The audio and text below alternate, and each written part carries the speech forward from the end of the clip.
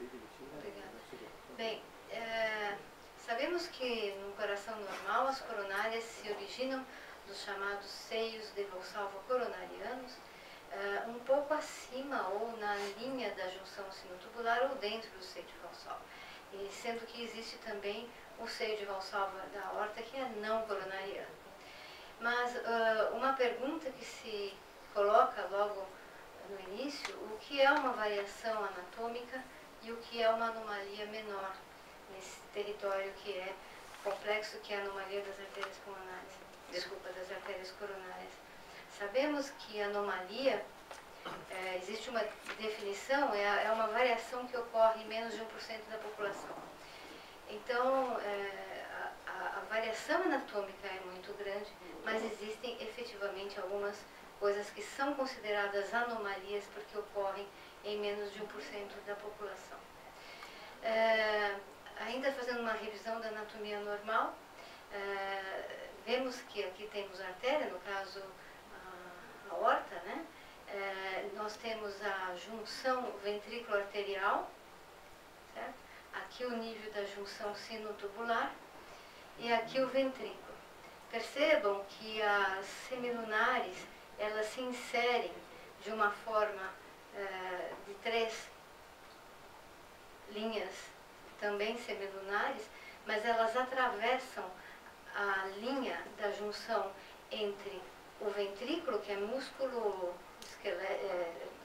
cardíaco, né, miocárdio, e aqui que é músculo liso da artéria. Esse diagrama explica bem por que é que a válvula aórtica e a válvula do tronco pulmonar não tem um anel verdadeiro, porque a inserção é semilunar. Então, onde que é a origem esperada de uma artéria coronária? Ou é ao nível da junção sinotubular, ou bem perto da borda, ao nível da borda da semilunar, ou dentro do seio de Valsalva. Nem sempre ela é bem central, ela pode ser excêntrica, mais perto de um dos lados do seio de Valsalva. E a gente considera que até 2,5 milímetros acima é considerado normal. E o que é anômalo?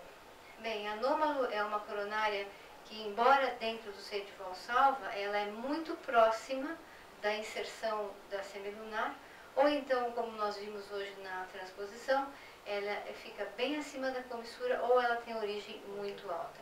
Em criança, nós consideramos a definição de origem alta aquela que fica acima do comprimento de um seio de Valsalva. Apenas lembrando, da junção sinotubular é aquela área da aorta, que a gente tem os seios de Valsalva, onde existe uma cintura a partir da qual a aorta sobe como um tubo verdadeiro. E aqui os seios de Valsalva são mais abaulados. Então essa região que coincide com a chegada da comissura aqui na parede da artéria e tem uma cintura, é chamada de junção sinotubular, ou seja, entre o seio e o tubo, que é a aorta ascendente. Ainda em relação à anatomia normal, esse é um preparado com resina, né?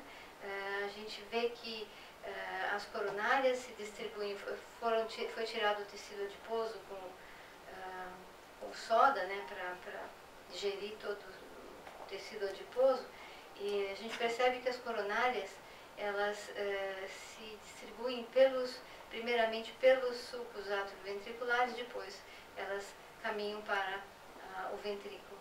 E o nome coronária veio do fato delas coroarem a base do coração, né? Vemos que, na maioria das vezes, a coronária direita, ela apresenta o que nós chamamos de dominância, visto que ela percorre todo o sulco atrioventricular direito, chega até a região da cruz do coração, onde ela emite o ramo intraventricular posterior, e ela emite também aqui, essa pequena artériazinha, que vai nutrir o nó atrioventricular no vértice do triângulo de Koch. Enquanto que a coronária esquerda, embora mais importante do ponto de vista funcional, visto que supre o ventrículo sistêmico, ela tem uma menor extensão, chegando até a parte um pouco mais da margem na parede posterior. Bom, a coronária esquerda, em geral, o tronco da coronária esquerda tem de 3 a 25 milímetros, só que no adulto, né, o número de ramos é 2, ou seja, a circunflexa e a descendente anterior em proporção variada. Por isso aqui também fica muito patente como é variável, porque diferentes séries mostram diferentes porcentagens, né? Ela se divide em 3, e também nessa proporção bem variável, e mais do que 3 ramos numa proporção bem pequena. Muito bem. O ramo intraventricular anterior, ele chega até antes da ponta do coração, em menos de 5% da população, ele chega até a ponta em 20 a 80%, e ele continua ascendendo posteriormente também numa proporção muito variável. Como eu falei, tem muita variação anatômica. E os ramos secundários são chamados ramos diagonais da coronária esquerda. Diagonais esquerdos, direitos e também os septais. São todos ramos da coronária interventricular anterior. Aqui nesse coração nós temos uma coronária esquerda que trifurca, né? Aqui nós temos a interventricular anterior ou descendente anterior, a circunflexa e o ramo diagonalis aqui. Então ela trifurca. E aqui nós temos o primeiro ramo, que é o ramo atrial. Aliás, exatamente, o primeiro ramo atrial. A coronária direita, ela em geral chega até a parede diafragmática e até atravessa o sulco interventricular posterior. Ela tem ramos para o átrio, ventriculares anteriores e posteriores, e dá origem isoladamente à interventricular posterior, e 80% um pouco mais. Essa é a anatomia da coronária direita. Vemos que ela é longa, ela tem os ramos ventriculares anteriores, aqui os ramos do infundíbulo do ventrículo direito. Ela, nesse caso aqui, ela atravessa, aqui é a cruz-cordes, ela atravessa para o outro lado, irriga a parte da parede diafragmática do ventrículo esquerdo também. Esse esquema, o esquema de um livro de anatomia antigo, onde mostra as porcentagens aqui e a dominância, né, ventricular, coronariana. Vejam que 17%, a coronária direita chega até a margem esquerda do coração. Bom, então as anomalias podem ser de origem, de trajeto ou de origem mais trajeto. Vamos às anomalias de origem. Eu posso ter anomalia de origem dentro da própria aorta, ou seja, o número de ósteos pode ser variável, né? Eu posso ter coronária descendente anterior e circunflexa originando-se isoladamente, por exemplo. Ou posso ter, a partir do seio de Valsalva errado, né? Eu posso ter anomalia de origem ainda dentro da aorta, o local de origem relativo ao seio de Valsalva. Origem alta, supracomissural, como já falei, ou tangencial à comissura, como também já falei. Eu posso ter anomalia da forma do ósteo. Tem os ósteos pinpoint, que são aqueles ósteos muito pequeninos, os ósteos oblíquos e em fenda. Os ósteos pinpoint são particularmente frequentes no tronco arterial comum. É muito frequente ter ósteos do tipo pinpoint. E, é claro, pode ter uma anomalia de origem na pulmonar, cuja exemplo mais comum é a alcapa, mas nós sabemos que também existe a anomalia da artéria coronária direita, seria ARCAPA, né? Anomalous Right Coronary Artery from Pulmonary Artery. Então, esse é apenas um acrônimo aí do que é a anomalia. E outras anomalias de outras artérias. Bom, o trajeto intramural aórtico, hoje cedo nós vimos na transposição das grandes artérias. O trajeto entre a pulmonar e a aorta, quando ela nasce do seio de Valsalva errado. O trajeto retroaórtico também eu vou mostrar uns exemplos para vocês. As chamadas pontes miocárdicas, que também são anomalias de trajeto. E também, raramente, as fístulas, né, coronário-cavitárias, que também são anomalias do trajeto, digamos assim. Esse é um esquema de um artigo de hemodinâmica, onde nós vemos claramente que aqui descreve origem a partir do seio de Valsalva errado, né? Então aqui a gente vê que tem a descendente anterior do seio esquerdo e aqui do seio direito eu tenho a direita e a circunflexa passando atrás da aorta. Aqui um outro exemplo, né, da circunflexa passando entre o tronco pulmonar e a aorta, e aqui eu tenho a coronária direita nascendo do seio esquerdo, também passando entre o pulmonar e a aorta. Tá? Bom, esse é o autor, né, o Paulo Angelini, ele fez esses desenhos aqui, esses esquemas, e essas são as porcentagens em 1950 angiogramas de coronária, pacientes adultos que foram para a angiografia porque tinham angina. Esse esquema a gente já mostrou hoje cedo. Vejam, a artéria coronária compartilha uma parte da parede com a aorta. Aqui é uma visão tridimensional, digamos, nesse esquema, um trajeto que nós chamamos de intramural aórtico, que tem relevância na transposição, como nós já falamos, né? Trajeto intramural. Tem origem alta, onde o ósteo ele tem a forma de uma fenda, e esse é um caso que foi relatado no Cardiology Review de 2001, do grupo lá do Vêneto, né, da doutora Cristina Basso, Gaetano Tiene, e eles estudam esse grupo, seguramente a doutora Carmen conhece. Eles são muito famosos como um centro de patologia cardiovascular no norte da Itália, e eles estudam todas as mortes súbitas. E esse era uma morte súbita num jovem, e a única coisa que encontrou foi essa origem alta, e como se fosse um flap, né, da artéria coronária esquerda. Funcionava como uma válvula ali nesse caso. Esse é um caso lá do Instituto do Coração, que eu acho que ontem eu devo ter falado para o pessoal que estava conversando ontem à noite. Era uma paciente adulta com diagnóstico de cardiopatia dilatada, foi para o transplante. Aqui nós vemos, a foto está bem aproximada, mas acho que dá para entender. Vejam, aqui está a comissura entre dois folhetos da válvula aórtica, duas semilunares. Exatamente supracomistural tem um ósteo, e a coronária é intramural. Vejam, ela está compartilhando, ela só emerge como coronária nesse ponto aqui, como coronária epicárdica, e tem todo esse trajeto intramural.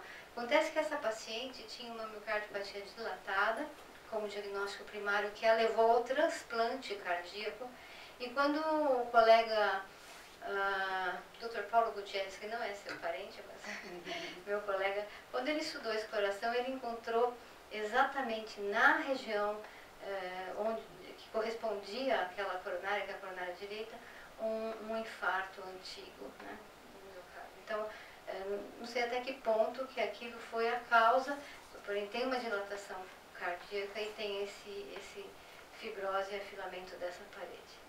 Então, até que ponto que isso foi a causa ou não da cardiopatia da paciente, não dá para saber. Os ósteos supracomissurais, eu tenho visto muito em cardiopatia congênita, né? É claro que quando é transposição é mais, digamos, relevante, mas eu tenho visto também em outros pacientes, como por exemplo esse com doença reumática, tinha sido trocada a mitral por uma prótese. A aórtica tem uma fusão de comissura, mas o ósteo é supracomissural. Esse é um outro exemplo de um adulto que morreu de infarto do miocárdio, e como nós sempre dissecamos todas as coronárias, o técnico que faz a dissecção me chamou e falou: doutora, tem um caso diferente aqui, eu não estou conseguindo entender.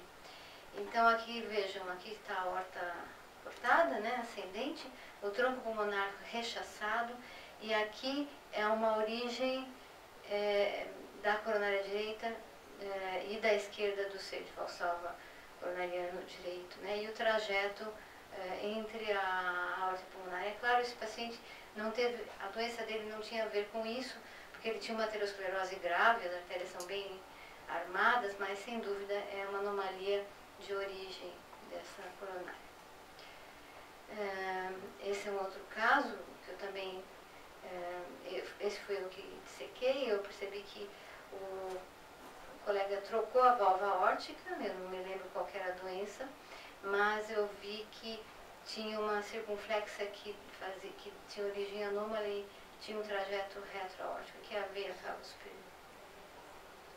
Bem, temos também casos de coronária única, né, que ela pode ser esquerda ou direita, né, é uma única artéria que supre todo o coração e ramifica, digamos, suprindo todo o coração. Ela pode passar anteriormente aos grandes vasos, entre os grandes vasos ou posteriormente. Aqui nesse caso, é uma coronária única da esquerda, que dá interventricular anterior. À direita, que tem um trajeto, um looping ao redor do tronco pulmonar e também a circunflexa. Esse é uma foto da Anne Spicer, que está lá naquele site da nomenclatura. Bom, as pontes miocárdicas são anomalias de trajeto que correspondem a segmentos das artérias epicárdicas cobertos por fibras miocárdicas. Aparentemente, a relevância maior é quando acomete a descendente anterior, né? Quando nós dissecamos coronárias na sala de autópsia, essa prevalência varia de 25 a um quarto a metade de todos os casos, né? E nas séries angiográficas é bem menor. Isso se justifica porque nas séries angiográficas o estreitamento sistólico, ordenha dessa coronária, que é o estreitamento quando o músculo contrai, mostra que a relevância da presença do músculo varia muito de caso para caso. Depende da extensão e da profundidade que essa coronária mergulha no miocárdio, né? Então, nas séries anatômicas é muito alta a prevalência. Aqui eu tenho um exemplo daquele mesmo coração que eu mostrei anteriormente. Vejam, aqui na aorta, aqui o tronco pulmonar, aqui é aquela coronária que trifurca, né? E aqui é uma diagonal da DA, essa é a DA. Vejam que ele tem um segmento totalmente coberto por miocárdio aqui, né? Ela mergulha, depois ela volta a emergir no epicárdio. Todo esse trecho, eu preciso mudar a cor dessa chave aqui, porque na verdade está confundindo, mas é todo segmento, não se vê direito. Agora, esse é um outro caso do grupo da doutora Cristina Basso, lá da Itália, que é o morte súbita em jovens. Vejam que é a descendente anterior, o jovem teve uma morte súbita, só que vejam a profundidade que essa coronária está dentro do miocárdio, né? Então, eles atribuíram a morte súbita do atleta à ponte miocárdica da descendente anterior. Vamos falar agora da origem anômala a partir da artéria pulmonar, que é a alcapa, né?